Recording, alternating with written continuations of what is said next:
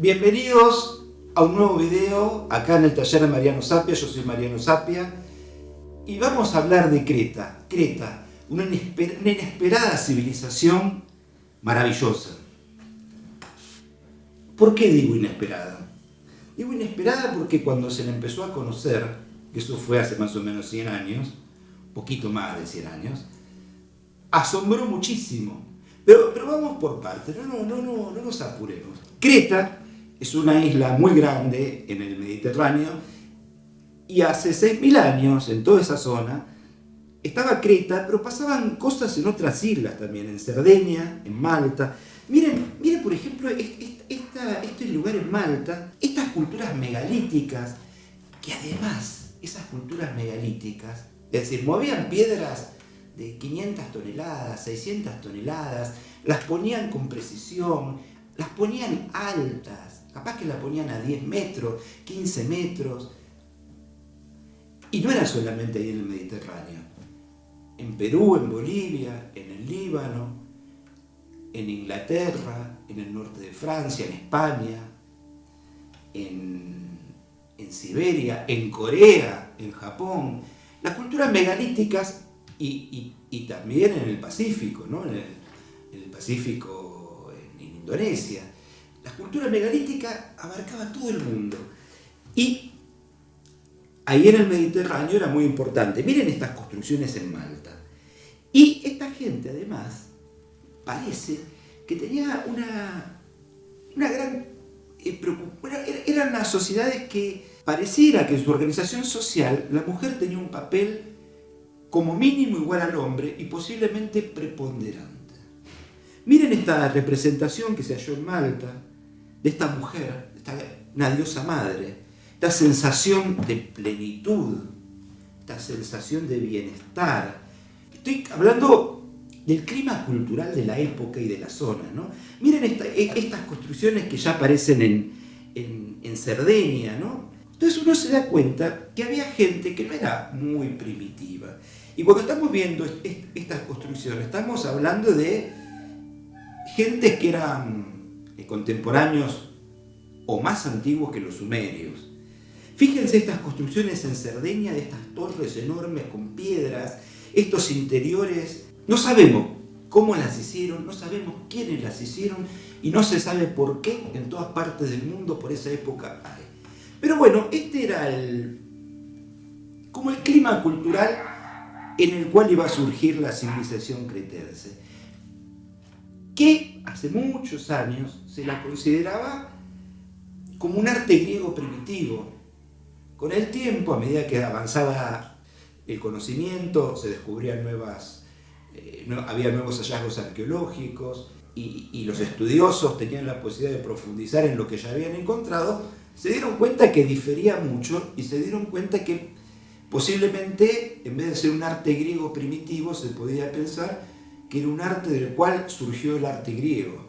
Tenemos la isla de Creta, y cuando decimos, bueno, lo que estamos hablando del mundo griego, tenemos que pensar que en la imaginación griega hay varios temas asociados con Creta, temas muy importantes y que han llegado a nosotros muy fuertemente. Por ejemplo, la idea de un laberinto y un minotauro, la idea de un gigante de bronce, un autómata de bronce que da vueltas a la isla vigilándola 3 veces al día.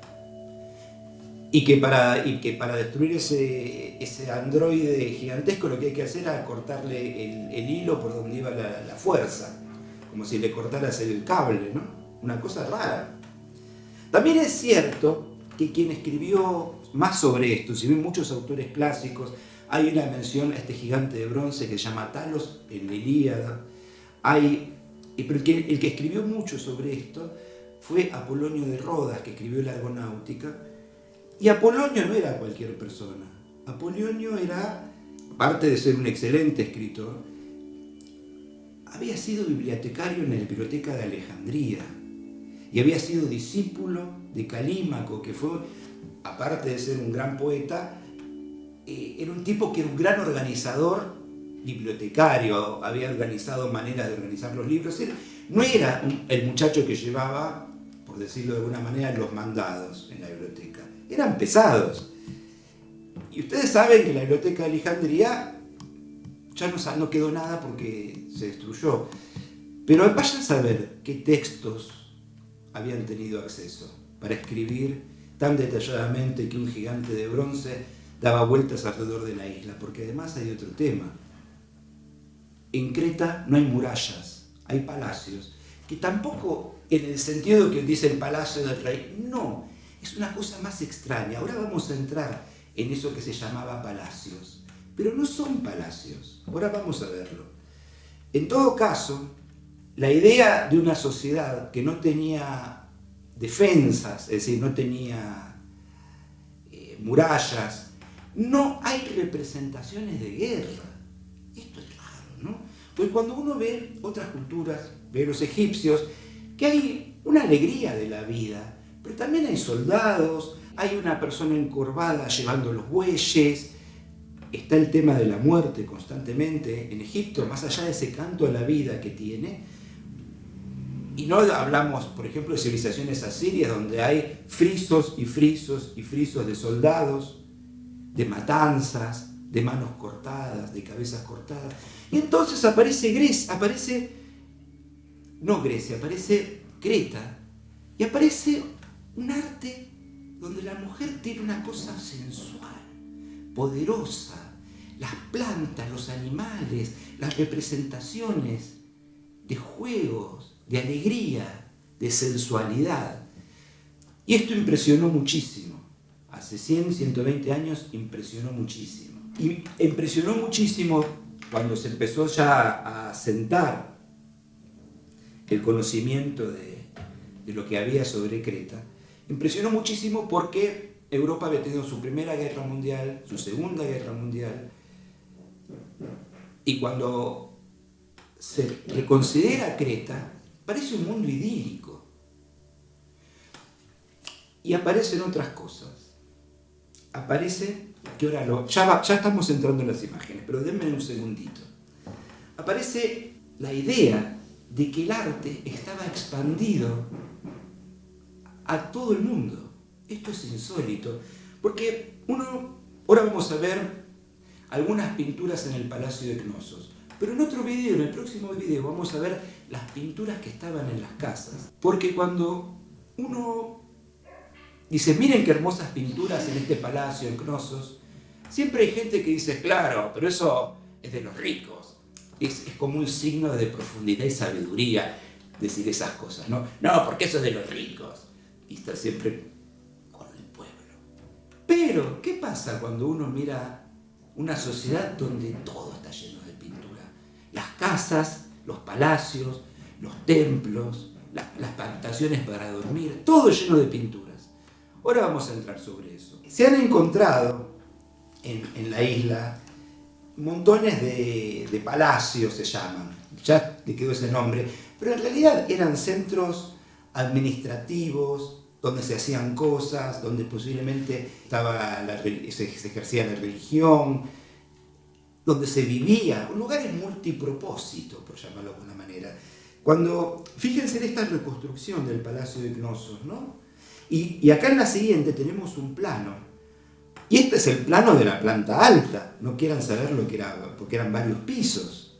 Entonces uno empieza a decir, bueno, pero esta gente, ¿qué gente era esta? Hace 4.800 años, hace 4.500 años, ¿qué hacía esta gente? ¿Tan bruta era? Claro, decíamos que no tenían murallas, no tenían situaciones de defensa, porque vivían en una isla y posiblemente tenían una gigantesca flota, con lo cual era muy difícil sufrir una invasión. El arte de ellos, como dice Graves, cuando aparece un arte que tiene mucha representación de animales y de plantas, es porque es un arte donde la mujer está en alza. Y hablando de eso, de Graves tiene una novela, por llamarlo de una manera utópica, que se llama 7 días en Nueva Creta, que es una novela que tiene muchos niveles, en el cual uno de sus niveles es explorar la posibilidad de una utopía a la manera cretense, o a lo que él consideraba o cree que había sido la experiencia cretense de vida. Pero bueno, miren estos jarrones con estos pulpos, una cosa de placer, de movimiento. Es algo que no encontramos en Egipto, tampoco en Sumeria. Encontramos movimiento, mucho movimiento. Es cierto que un animal en el mar, un bicho en el mar, como un pulpo, se presta al movimiento. Y fíjense que se vuelve un leitmotiv en la decoración. Miren este pulpo, con esos ojos, las patas que además generan ondas, la gracia de esas ondas. Uno cuando lo mira, hasta se da cuenta el uso del pincel y la maestría del que dibujaba. Hay un verso de Borges que dice, en esos poemas enumerativos de Borges, ahora no me acuerdo qué poema es, pero sí me acuerdo del verso, dice, un atardecer que perdura en el rojo de un vaso de Creta, o un atardecer que perdura en el rojo de una cerámica de Creta. Esta gente sentía placer, si no nos explican estas líneas, si no nos explican las líneas de cómo articula todas esas patas y las lleva de una manera extensa, de una manera no naturalista, de una manera juguetona. Miren este otro, con todas las ventosas. Acá la persona que dibujó esto se deleita dibujando todas esas ventosas y esa cabeza, ¿no? Y esos ojos. Miren este otro, este tiene unos ojos alucinados. Yo creo que esta gente se divertía enormemente haciendo estos jarrones, dibujándolos, ¿no? Este además se puede apreciar abajo un pescadito y el pulpo termina en uno de los signos más comunes que aparecen en Creta, que es la espiral, ¿no? Por último, por eso, fíjense que este tiene un pigmento rojizo, ¿no? Cuando Borges decía un atardecer que perdura en el rojo de una cerámica de Creta. Porque a veces también como pintores vemos un cielo y después ese cielo aparece en un vestido azul, o estamos en un bosque o en un prado todo verde y después eso aparece en una pared verde, en una pintura o en un plano verde. Yo creo que Borges lo había pensado así, como que uno percibe un rojo de un atardecer, que en el caso de Borges era la experiencia de acá, del atardecer de la llanura de La Pampa, de Buenos Aires, ¿no? Y cómo eso se podía trasladar a una pintura. Y en este último que tenemos acá, de jarrones con pulpos, este está más fragmentado, se ve que la parte de abajo fue deteriorada, se rompió. Vemos que se usó toda una trama con pequeños golpes de pincel. Se puede apreciar que la persona que lo hizo no tenía afán de prolijidad ni exactitud, sino de cierto grado de verdad. O sea, cuando uno mira la curva, no tiene una voluntad de que la curva sea perfecta. Le alcanza con que la curva sea sentida, le alcanza con que la línea sea sentida. No hay un intento de virtuosismo, hay un intento de verdad, y esto es notorio en todas estas cerámicas. Acá tenemos la imagen de una mujer, posiblemente una sacerdotisa, una cosa que se repite en muchas esculturas. Mujeres entalladas con los pechos, las tetas afuera, ¿no? Una esculturita policroma, con una delicadeza, una gracia. Miren lo que es la carita de esta mujer. Y además, una serpiente que le rodea los brazos. Es un tema. Ahora vamos a ver otra donde está, fíjense, con las serpientes llevándolas en la mano. Bueno, acá en esta otra tenemos una mujer de delante y de atrás, posiblemente sea una gimnasta, pero la idea de serpiente que aparece en esta otra son ideas posiblemente relacionadas con la idea de muerte y renacimiento, también de sabiduría. Esto aparece en la cultura griega, ustedes saben, con Esculapio, las dos serpientes unidas, en Hermes también, con el Cauceo.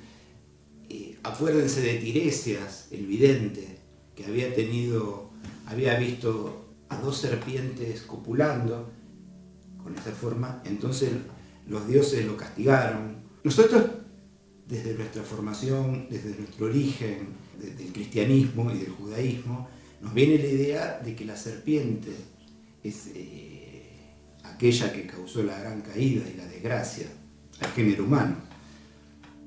Pero en todo caso, en muchísimas culturas, inclusive en América Central y en el antigua Sumeria, estaban relacionadas con otra cosa.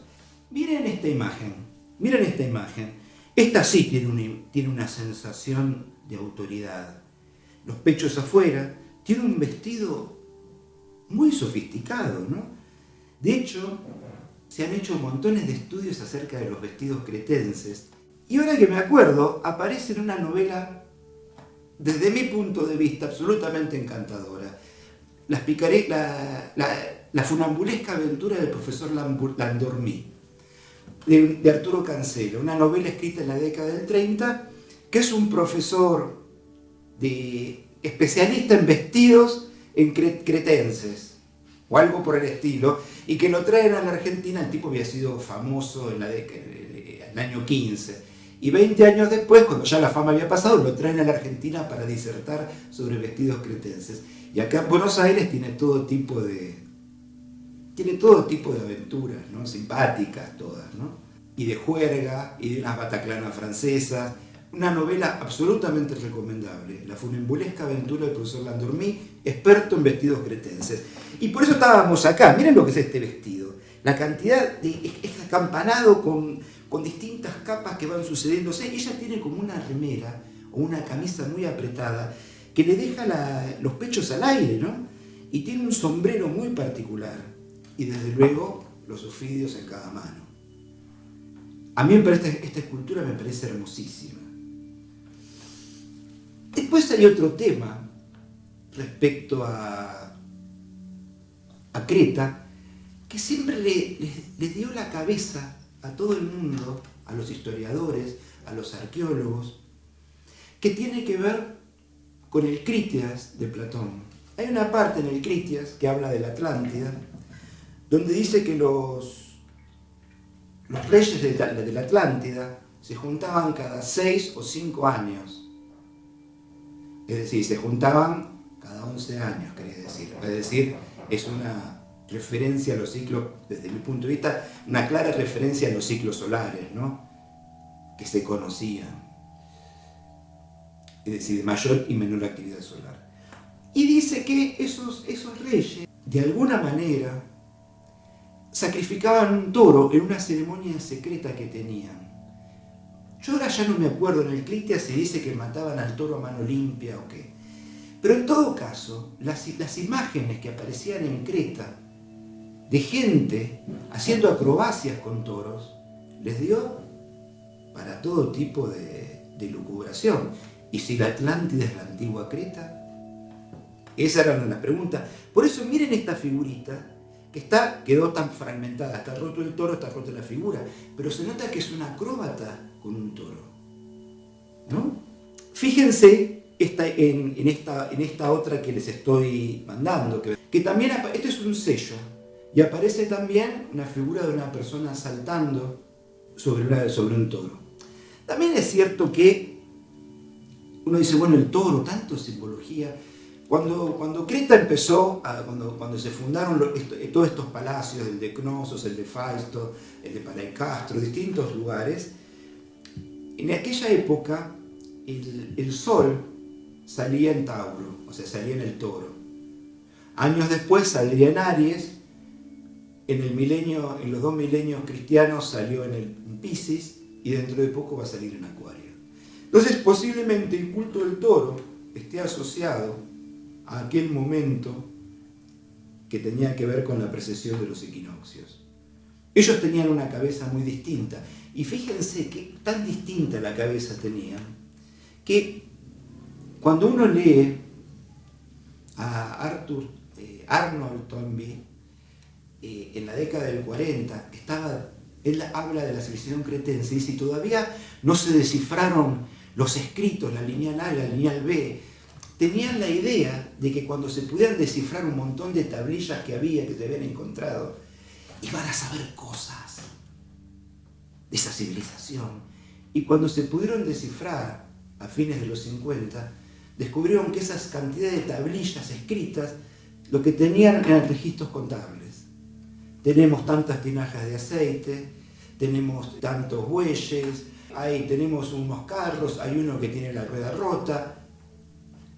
Porque esta gente, al igual que los egipcios, no les gustaba la idea de que el conocimiento pudiera esparcirse así nomás. Eso empezó con los griegos.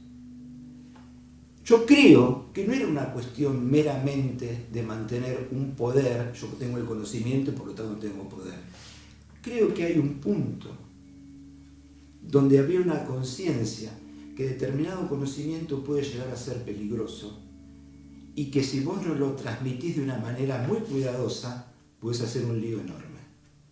Porque cuando vimos hace un ratito el plano y la estructura del Palacio de Cnosos, es imposible creer que esa gente no supiera un montón de geometría.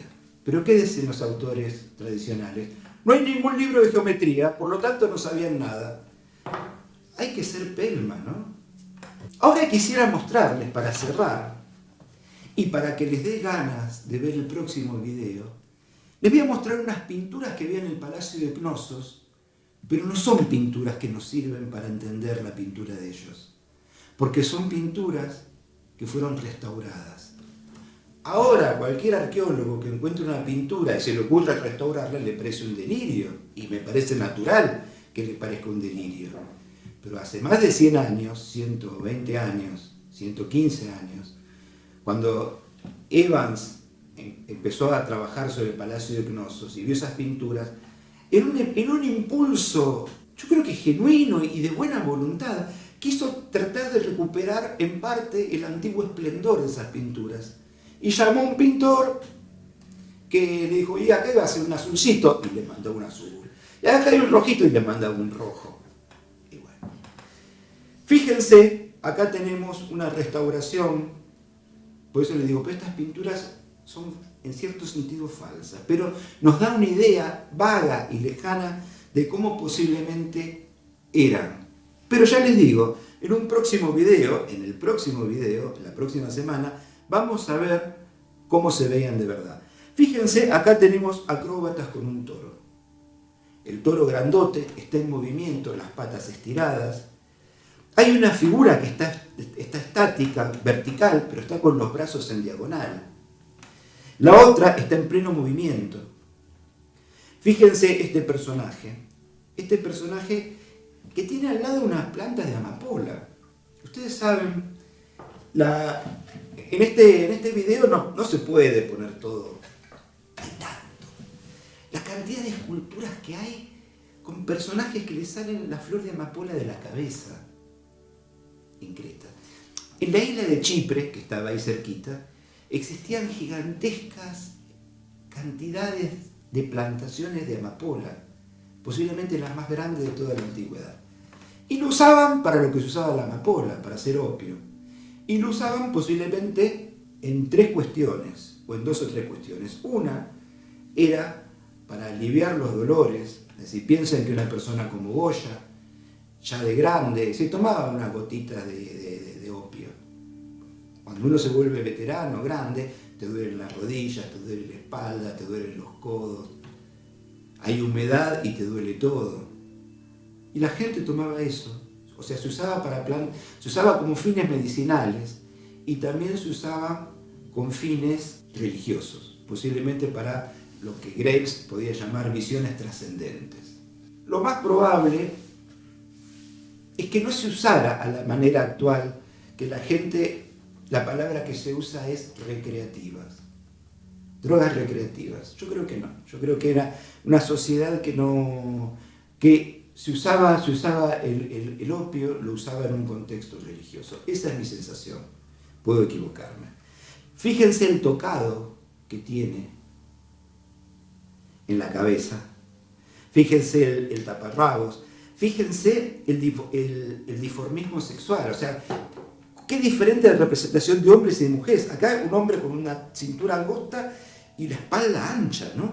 Y unas piernas muy musculosas y marcadas.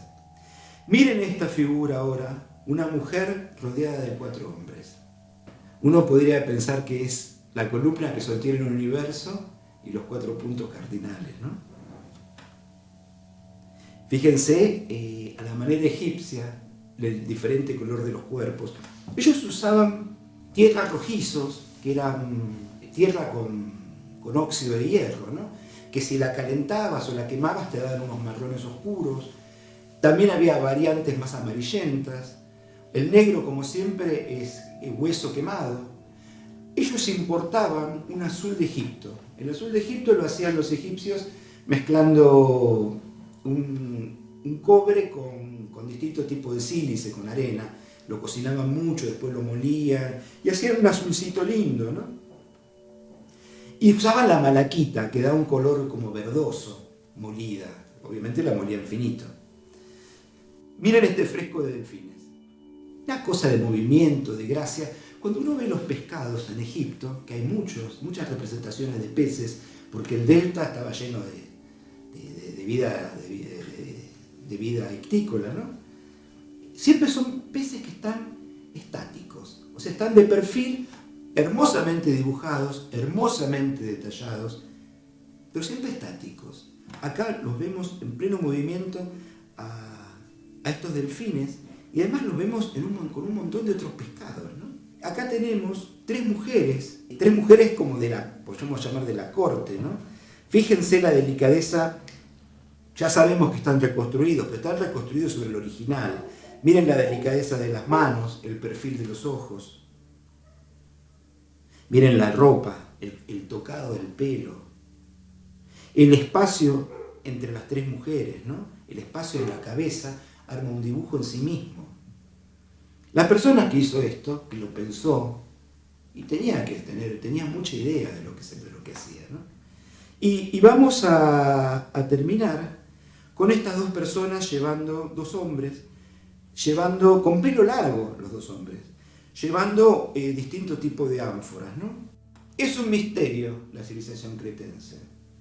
Los griegos que nosotros conocemos, Heródoto, Platón, Tucídides, eran gente que tenía una visión en la cual no concebían que la mujer pudiera tener su autonomía, era inconcebible para ellos.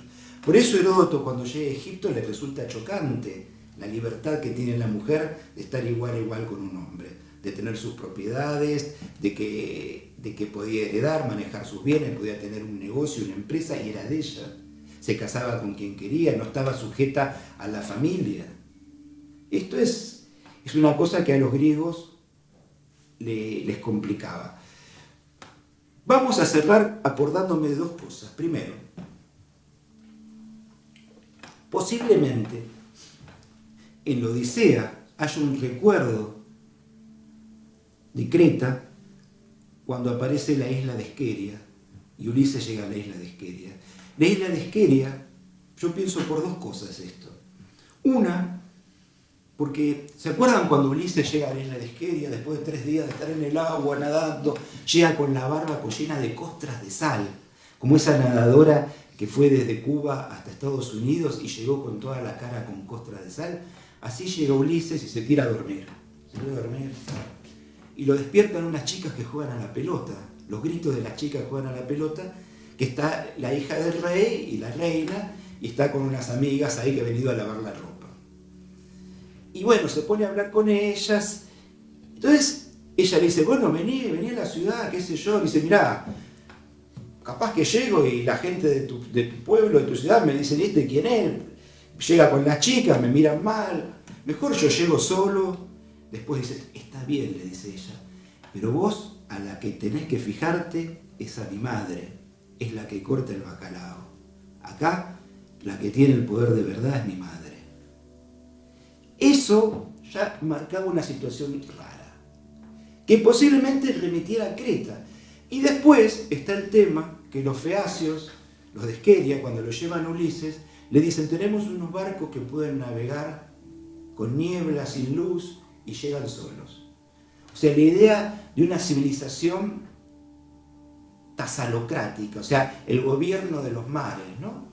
También me acordé de otra cosa, pensando en esta civilización de mujeres, ¿no? Donde la mujer tenía un lugar principal, un lugar muy fuerte, me acordé de un tango de Enrique Cadícamo, que se llama Dos en Uno, que no lo voy a cantar, porque el que lo canta bien es Gardel. Pero ese tango tiene una parte que dice: siempre amigas van corriendo, la verbena de los días, son dos cuerpos que andan juntos con un mismo corazón, marquesitas suburbanas, portadoras de alegría, cascabeles luminosos del ruidoso cotillón. Dos en Uno es el nombre que la barra en los momentos de farra así te saben llamar. Yunta brava, que volvés otario al pillo, y también con ese brillo quién no se va a encandilar.